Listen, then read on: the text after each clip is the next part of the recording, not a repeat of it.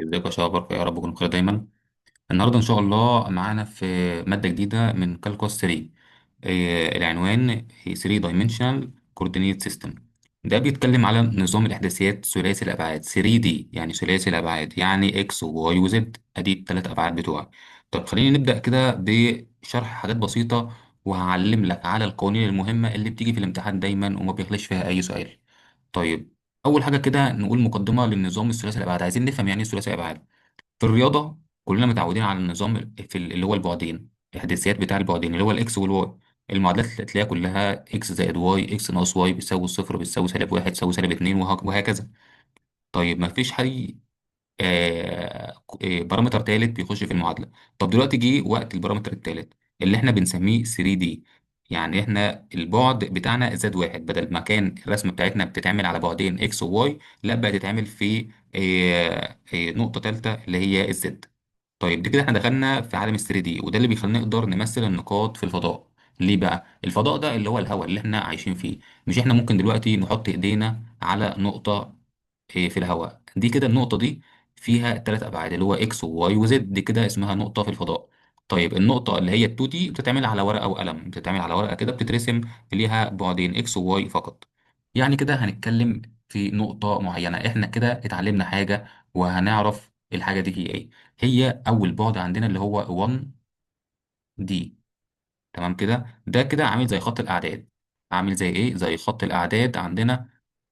هنا ما لا نهاية، وهنا سالب ما لا نهاية، وهنا عندي الصفر، هنا الارقام الموجبة، وهنا الارقام السالبة.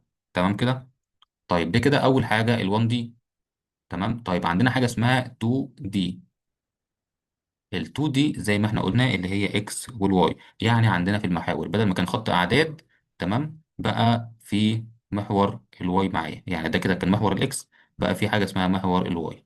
تمام. طيب ده كده ال 2 دي. طيب ال 3 دي بقى، ايه الفرق بقى اللي حصل؟ حصل هنا نقطه ثالثه، يعني هنا بقى في حاجه اسمها الواي، وحاجه هنا اسمها الاكس، وحاجه هنا اسمها الزد. تمام. طيب كده بقى معايا اكس وواي وزد. طيب الرمز العام بقى لاي نظام بعده ان هو ار اس ان. طيب فهمنا كده ال1 دي وال2 دي وال3 دي، خلاص انا كده فهمت الدنيا. طيب خلاص نرجع بقى من الموضوع ده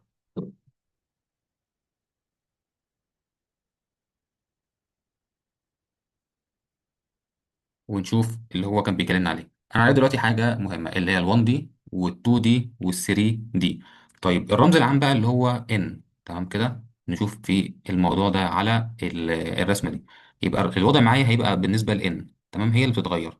هو ده اللي بيقول لي انت في انهي بعد دلوقتي. يعني ار اس ان هو اللي بيحدد البعد بتاعي، اللي هو ار1 اللي هو 1 دايمنشن، ار2 اللي هو 2 دايمنشن، ار3 اللي هو 3 دايمنشن. تمام كده. طيب هنا بقى نروح للمحاور الثلاثة أو الرسمة بتاعتنا اللي قدامنا دي رسمة مهمة جدا. في الرسم العادي دي بيتم ترتيب المحاور بالشكل التالي: المحور إكس بيشير ناحية اليمين، تمام، يعني هو كده اللي اليمين بتاعه. المحور الواي بيشير للخارج، أو ده كده الخارج بتاعه. المحور الزد بيشير لأعلى. تمام. تمام.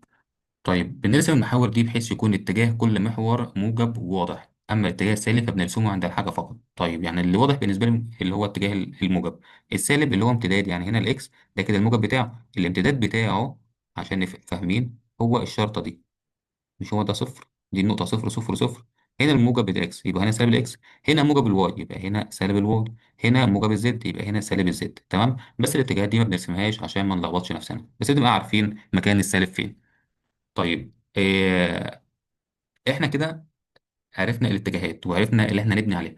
طيب انا دلوقتي اخترت نقطة في الفضاء، وليكن النقطة دي سميتها اسم بي اللي هي بوينت.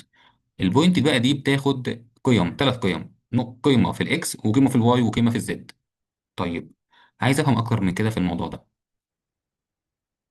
دلوقتي بقى عندي ثلاث ابعاد، يبقى أنا لو اخترت نقطة يبقى هعرف أقول عليها اللي هي النقطة دي تبعد عن محور الإكس بقيمة كذا، وتبعد عن محور الواي بقيمة كذا، وتبعد عن محور الزد بقيمة كذا. يعني عندي المستويات الثلاثه اللي هو الكوردينيت بلانز. لما يجي يكلمني على يقول لي كوردينيت بلانز، هقول له عندما عندنا ثلاث مستويات اساسيه بتنشا من المحاور. ايه اللي بقى الثلاث مستويات الرئيسيه اللي هي بتنشا من المحاور دي؟ اللي هو هيقولها لي، هيجيب لي سيرتها هنا. ادي هنا السيره بتاعتها. هنا بيكلمني بيقول لي ايه؟ بيقول لي احنا عندنا اكس وواي بلان. الاكس وواي بلان ده بينشأ امتى؟ لما يكون الزد بصفر. طيب عندنا هنا واي وزد بلان بينشأ امتى؟ لما يكون الواي بصفر.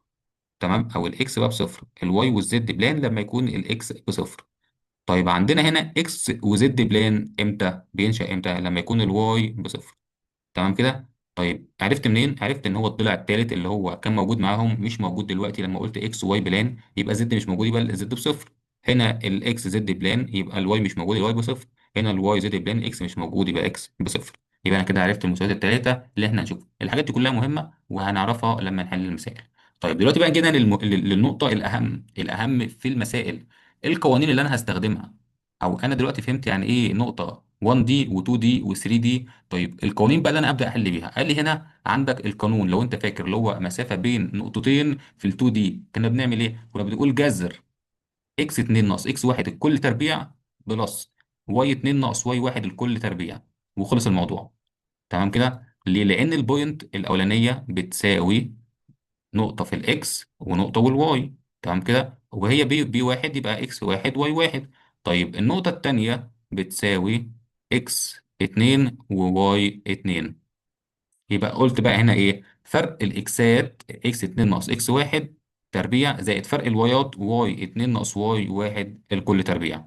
وجبت الجذر ليهم، يبقى انا كده جبت المسافه بين نقطتين. النقطتين دول فين؟ في ال 2 دي. طيب لو كانت في ال 3 دي، يعني هنا كانت في ال 2 دي اهوت ار 2، بقت في ال 3 دي، ايه اللي هيحصل؟ هيحصل اللي احنا هنضيف البعد التالت اللي هو الزد. بدل ما كانت هنا اكس واحد واي واحد بس، وهنا اكس اتنين واي اتنين بس، كده ضفنا البعد التالت اللي هو زد واحد، وهنا زد اتنين. كده بقينا في البعد التالت. وهنا المعادلة بتاعت البعد بين نقطتين في الثري دي. طيب إيه الموضوع اللي بعد كده؟ بيقول لي هنا ايه؟ بيقول لي هنا لو انت عندك معادلة دايرة، يعني هو لو بيقول لي هنا لو عندك equation of circle. circle يعني دايرة. طيب الدايره دي برضو كانت في ال 2 دي. ما هو انا بيقول لي ويز سنتر اتش وكي. اتش وكي يعني 2 دي، ما هو 2 زي اكس وواي. اتش وكي اي وبي سي ودي اي نقطتين، اي رمزين ادام هم رمزين اتنين يبقى كده في ال 2 دي. طيب المعادله بتاعتها ايه؟ بيقول لي اكس ناقص اتش الكل تربيع زائد الواي ناقص الكي الكل تربيع بيساوي ار تربيع. هي ار تربيع ديت. ده كده بيقول ايه؟ بيقول لي هنا الاي والبي او الرموز ديت بتبقى ايه بقى؟ يعني الار التربيع دي ايه؟ او الاكس والواي والاتش والكي دول بتوع ايه؟ هنا بيقول لي مثلا المعادله دي اللي هي اكس والواي بيمثلوا المعادله. طيب والاتش والكي بتوعي بيمثلوا مركز الدايره. تمام كده. يعني الاتش والكي هنا بيمثلوا مركز الدايره. يعني انا عندي دايره اهو، وعندي النقطه دي هي دي الاتش والكي. تمام. طيب والقطر ده، تمام، بكام؟ ار تربيع. تمام. يعني ار واحد هو نص القطر. يعني لو عملت كده، ار واحد اللي هي دي نص قطر، يبقى دي ار. طيب لو كملتها قطر كامل يبقى دي كده ار تربيع. تمام، فهمنا مع بعض. طيب انا دلوقتي بيكلمني عن نقطة تانية. عايز برضو سفير. طيب ايه الفرق ما بين السيركل والسفير؟ السفير هنا يعني عامل زي، يقول لي ايه؟ انت عندك دايرة في ال 2 دي، بقى اسمها سفير في ال 3 دي. طيب ايه اللي هيزيد بقى في الموضوع ده؟ بدل ما عندي هنا السنتر بتاعك اتش وكي، تمام، هنا بقى السنتر عندك اتش وكي وال زي اكس واي زد كده. طيب المعادله برضو هنزيد طرف هنا، بدل ما هي اكس ناقص اتش كل تربيع زائد واي ناقص كي كل تربيع، هيضيف هنا زائد زد ناقص ال الكل تربيع. تمام تمام. الموضوع سهل وبسيط، ما فيهوش اي حاجه. معادلات هنحفظها بالظبط. البعد بين نقطتين في ال 2 دي، البعد بين نقطتين في ال 3 دي. هنا الدايره او معادله الكره في ال 2 دي، معادله الدايره في ال 2 دي، وهنا معادله السفير في ال 3 دي. اربع قوانين هنحفظهم صم وهنحل عليهم كل المسائل اللي قدامنا. يبقى هنا الاتش والكي والال دول مركز الكره اللي هي السفير، والار برضو هي نص قطرها. دي كده اهم المعادلات اللي بتيجي في المسائل، وبيطلب منك دايما ايجاد مركز نص في قطر الكره. تمام. او ايجاد معادلاتها لما بيعطيك المركز او الراديوس اللي هو الار. هنا بيبدا بقى معايا مسائل. المثال هنا بيقول لي، اول مثال عندي بيقول لي اكزامبل واحد، بيقول لي ارسم اللي هو جراف اكس بيساوي 3. على طول كده اكس بيساوي 3 في الار، والار تربيع والار تكعيب. طيب ار هنا الدايمنشن بتاعه اللي هو 1 دايمنشن، هنا الار هنا 2 دايمنشن، والار هنا 3 دايمنشن. طيب نمشي خطوه خطوه مع بعض. هنا لما بيقول لي الاكس بيساوي 3 في الار او ال1 دايمنشن، يبقى هنا بيتكلم بيقول لي خط الاعداد بتاعي، يعني خط الاعداد، ارسم خط الاعداد، مش هو ال1 دي اللي هو خط الاعداد، تمام كده، اللي هو ما لا نهايه، وهنا سالب ما لا نهايه، وهنا عندي الاكس بكام؟ اكس بيساوي 3، هنا 0 وهنا 3. خلاص كده، خلاص انا كده رسمت الاكس بيساوي 3 في ال1 دي. طيب هنا بيقول لي لو انت عندك 2 دي ايه اللي هيحصل؟ اللي هيحصل هنا بيقول لي ان المعادله بتاعتي اللي هي اكس بيساوي 3 دي، معناها ان اكس ثابت عند 3، والواي بتاعك حر ياخد اي قيمه. طب نرسمها، مش احنا قلنا في ال 2 دي كان اكس وواي، هنا اكس وهنا واي. طيب هنا عندك بيقول لك ايه؟ بيقول لك الاكس بيساوي 3، يعني هنا الاكس اهو بيساوي 3 موجب 3 اهو. طيب والواي ايه؟ الواي بياخد اي قيمه بقى، ياخد 1 2 3 10 سالب 10، يعني الواي هيبقى عامل كده، خط موازي للواي، ياخد اي قيمه.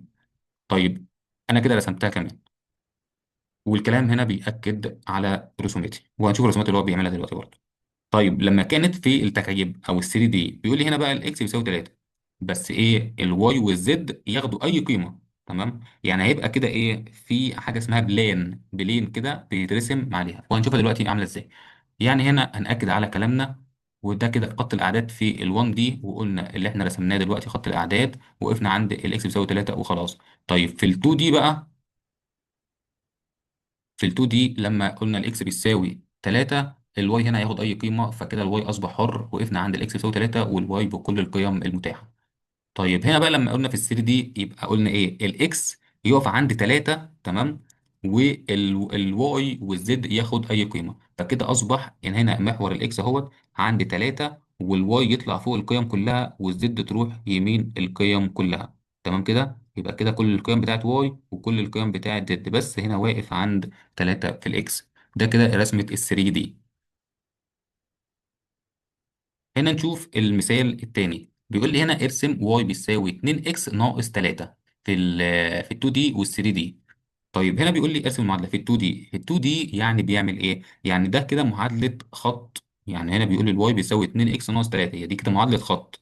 طيب ميله ايه؟ ميله الاثنين، ادي الاثنين، ده هو ده كده الاسلوب بتاعه الاثنين. طب وهنا بيعمل ايه؟ بيعمل انترسبت عند سالب 3، يعني بيعمل الواي انترسبت اللي هو بيتقاطع عند السالب 3. هنا الكلام اهو بيقول لي ال1 دي طبعا دي كده معادله خط، فمش هتبقى موجوده 1 دي سبيس هاز اونلي 1 فاريبل، دي كده فيها اكس وواي، مش متاحه في ال1 دي. فهنا في ال2 دي هيقول لي بقى ايه؟ اللي هو اتس الاين ويز سلوب 2، يعني هنا معادله الاسلوب بتاعك 2، والواي انترسبت اوف سالب 3، وبيتقاطع مع الواي في سالب 3. يعني نيجي نشوف كده الموضوع، هنلاقيه هنا في ده كده في ال2 دي، تمام كده رسم ال2 دي اهوت، وقال لي هنا ايه؟ الاسلوب بتاعك هيبقى باتنين، وقال لي انت رتبت مع سالب 3، وتبدا تعوض في المعادله، تجيب قيم الاكس وقيم الواي، هتلاقيها طلعت معاك بالسطر ده. تمام كده، ادي الانترسبت بتاعك لو انت عايز تتاكد، انترسبت، ادي التقاطع مع محور الواي، ادي الواي هو التقاطع مع سالب 3، هنا سالب 2 وسالب 4، يبقى بينهم سالب 3، تقاطع هنا مع سالب 3. تمام كده، وتعوض تجيب القيم التانية. طيب نشوف كده الار 3 اللي هي ال 3 دي، عشان احنا ما حددناش قيمه زد، مش احنا قلنا هنا فوق الواي بيساوي 2 اكس ناقص 3، يعني مفيش زد. طب عشان احنا ما حددناش قيمه الزد، فهي تاخد كل القيم معروفه. طيب يعني كل قيمه زد هنلاقيها فوقها نفس الخط ده، تمام؟ يعني كل قيمه زد هتلاقي فوقها نفس الخط ده. فهنا عملنا اللي ده السلوب بتاعنا اللي احنا رسمناه، وده كل القيم بتاعة الزد، اللي هو البلان ده كله موازي للزد، واخد كل القيم بتاعة زد، زد فوق، ادي كده البلان بتاعي. طيب يعني كل قيمة زد هتلاقي فوقها نفس الخط ده، فيبقى شكل مستوى مائل فوق الخط. تمام، ادي الخط، وده هو ده المستوى مائل فوق الخط. هو الموضوع محتاج تخيل مش اكتر. طيب نبص على الاكزامبل 3. طيب هنا بيقول لي بقى ارسم اكس تربيع زائد واي تربيع بيساوي 4. المعادلة دي بتفكرني بمعادلة الدايرة، صح كده؟ طيب في ار تربيع وار تكعيب برضه في 2 دي و 3 دي، طبعا قلنا ما فيش وونت هاف 1 دي علشان موجود اكس تربيع وواي تربيع. طيب دي كده معادله دايره، طب مركزها ايه بقى؟ مركزها هنا في اي حاجه مضروبه في الاكس؟ ما فيش. في حاجه مضروبه في الواي؟ برضه ما فيش. يبقى كده معادله مركزها دايره، مركزها الاصل صفر وصفر، ونص قطرها كام؟ الار بكام بقى؟ باربعه ولا باتنين؟ مش هنا المفروض اكس تربيع زائد واي تربيع بيساوي ار تربيع؟ فهنا الار بتاعتي كام بقى؟ لما دي الاربعه دي تبقى ار تربيع، يبقى الار بكام؟ باتنين. جت منين؟ جذر الاربعه باتنين. طيب يبقى انا كده عرفت الار بتساوي 2. يعني هنا هنكلمها، بيقول لي الار تربيع، بيقول لي هو سيركل سنتر ات ذا اوريجينال، الاوريجين اللي هو صفر وصفر، وذ راديوس 2. يبقى كده الراديوس بتاعه 2. هنرسمها هتلاقي دايره اهيت، وهتلاقي القطر بتاعها 2 من صفر ل 2، من صفر ل 2. هنا سالب 2 وهنا سالب 2. هي ده الدايره بتاعتي في ال 2 دي. طيب في ال 3 دي هتبقى عباره عن ايه؟ ال 3 دي يعني كل مستوى زد ثابت، تمام؟ يعني هتلاقي دايره نص قطرها 2 على المحور كله، فمش هتبقى دايره، مش هتبقى دايره 2 دي، هتبقى عامله زي الاسطوانه، ما هي ممتده بقى، البعد الثالث اتضاف ليها، هتبقى عامله زي كده. تمام كده، ما خدش القيمه من الزد، فخد كل القيم بتاعت الزد، فهتبقى عامله زي الاسطوانه كده وموازيه لمحور الزد. هنا بيقول لي شويه ملاحظات طبعا على الموضوع ده. لما تكون المعادله مش بتحدد كل الاحداثيات، زي لما ما بنحددش قيمه الزد، فالرسم غالبا بيكون سطح مش خط، صح كده؟ عشان بيبقى واخد على القيم كلها. هنا بيقول لي نقطه تانية برضو، عشان نرسم شكل معين في ال 3 دي لازم نحدد كل المتغيرات او نسبه واحد منهم. طيب نقطة تانية برضو، الأسطوانة اللي هي السلندر، معناها إن الشكل بيتكرر في اتجاه معين بدون حدود، بتبقى واخد القيم كلها على محور، فتلاقي الدايرة بتلمس في دايرة بتلمس في دايرة، فتاخد شكل الأسطواني. طيب لو ثبتنا الزد في معادلة فيها إكس وواي فقط، ممكن نرجع لشكل ال 2 دي. ما احنا كده مثبتينها، يعني مش هتاخد قيم الزد كلها. لو خدت قيمة واحدة في الزد هترجع لشكلها الدايرة اللي احنا عارفينه. طيب احنا كده خلصنا الشابتر الاولاني. نأكد على المعلومة اللي موجودة، اللي هي الاربع قوانين دول يتحفظوا صم، يتعرفوا دي بتاعت ايه ودي بتاعت ايه، وهكذا. لما نحتاج دي كذا نستخدم القانون، لما محتاجين ده نستخدم القانون، ونشوف برضو امثلة عليها في الموضوع ده. والسلام عليكم ورحمة الله وبركاته.